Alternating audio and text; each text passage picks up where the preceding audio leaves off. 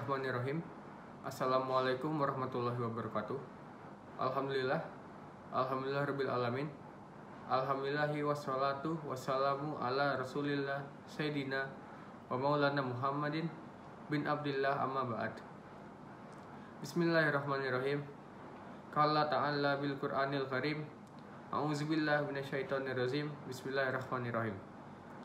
Ya ayyuhallazina amanu kutiba alaikumusyyam kama kutiba alal ladzina min qablikum la'allakum tattaqun.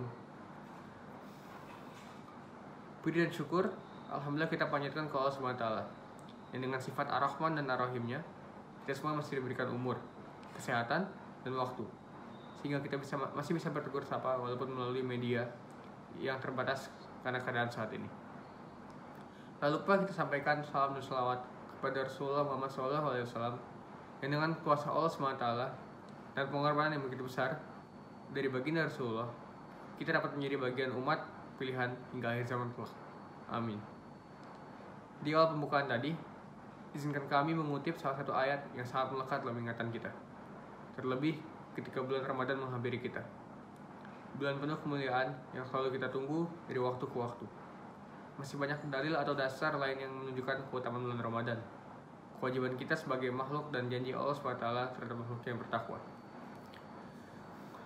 Kita mengetahui Islam sebagai rahmatan lil alamin memiliki 4 sumber hukum, yakni Al-Quran, hadis, ijma, dan qiyas. Sekedar mengulang, hadis bersumber dari perkataan, percakapan, atau sikap diamnya, serta perilaku Rasulullah SAW. Ijma adalah hukum yang bersumber dari kesepakatan para ulama mujtahid yang dilakukan setelah Rasulullah meninggal dunia. Qiyas bersumber dari menyamakan suatu masalah yang tidak terdapat ketentuan hukumnya dalam nash, yaitu Al-Quran dan hadis. Persamaan tersebut dapat dilakukan karena ada persamaan ilat atau motif. Hukumnya sebagai contoh larangan minuman beralkohol yang dikiaskan dengan larangan minum khamar. Sebagaimana tema hari ini, izinkan saya berbagi tentang ada beberapa hadis yang begitu populer, begitu dikenal, sering diperdengarkan dan diulang-ulang oleh para penceramah yang ternyata hadis ini tergolong lemah, daif, atau bahkan palsu, maudhu. Sebelum masuk ke hadis yang dimaksud, sebagai dasar pengetahuan untuk kita bersama, hadis dapat dikatakan benar dengan melihat siapa penyampainya atau perawi dan berasal dari siapa dan kepada siapa sanadnya. Bila di antara itu ada yang tidak tepat, maka hadis dapat dikatakan sebagai daif atau palsu.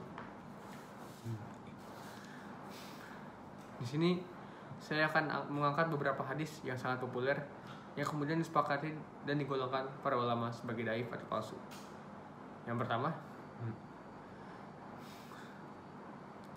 tidurnya orang yang berpuasa adalah ibadah, diamnya adalah tasbih, dan doanya dikabulkan dan amalan akan dilipat gandakan pahalanya. Hadis riwayat Al-Baihaqi. Hadis ini disepakati ulama sebagai daif karena ulama berpendapat tidur itu perkara mubah atau boleh, bukan bagian dari ritual ibadah, dan jangan jadikan tidur sebagai alasan untuk meninggalkan ibadah lainnya. Hadis yang kedua, Rajab adalah bulan Allah, Sya'ban adalah bulanku, dan Ramadan adalah bulan umatku. Hadis riwayat Az-Zahabi. Hadis ini disepakati ulama sebagai daif atau lemah. Hadis yang ketiga, barang siapa memberikan hidangan berbuka puasa dan makanan minuman yang halal, para malaikat akan bersalawat kepadanya selama bulan Ramadan, dan Jibril bersalawat kepadanya pada malam Lailatul Qadar. Hadis riwayat Ibnu Hibban.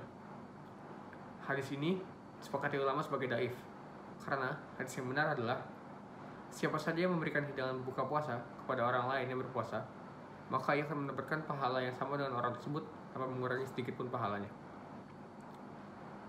Yang hadis yang keempat, biasanya Rasulullah ketika berbuka membaca doa Allahumma lakasumtu wa ala rizqika aftartu fataqabbal minni innaka antas samiul alim.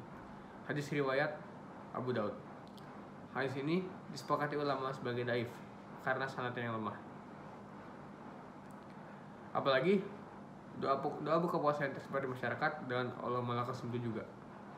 Bahkan doa itu tidak terdapat dalam hadis manapun. Yang benar adalah biasanya Rasulullah ketika berbuka membaca doa Zahabas sama'u wabtalatil uruku watasabal ajru insyaallah. Hadis riwayat Abu Daud. Itu hanya sebagian kecil hadis yang sering kita dengar, yang ternyata para ulama telah memutuskan bahwa hadis tersebut lemah. Harus diakui, jarak kehidupan kita dengan Rasulullah sangat jauh, dan para ulama juga jauh. Ini membuat banyak hal menjadi bias. Semoga kita tidak termasuk orang-orang yang merugi karena salah menerapkannya. Amin. Demikian telah singkat saya menyadari kemampuan saya dan pengetahuan saya terbatas akan menjadi kekurangan. Karenanya, seluruh kesalahan dan kekurangan yang ada adalah keterbatasan saya. Dan seluruh hal yang benar berasal dari ridho Allah SWT. Akhir kata, selamat berbuka puasa pada waktunya untuk seluruh teman dan guru. Mohon maaf lahir batin. Terima kasih. Wabillahi taufiq wal hidayah. Wassalamualaikum warahmatullahi wabarakatuh.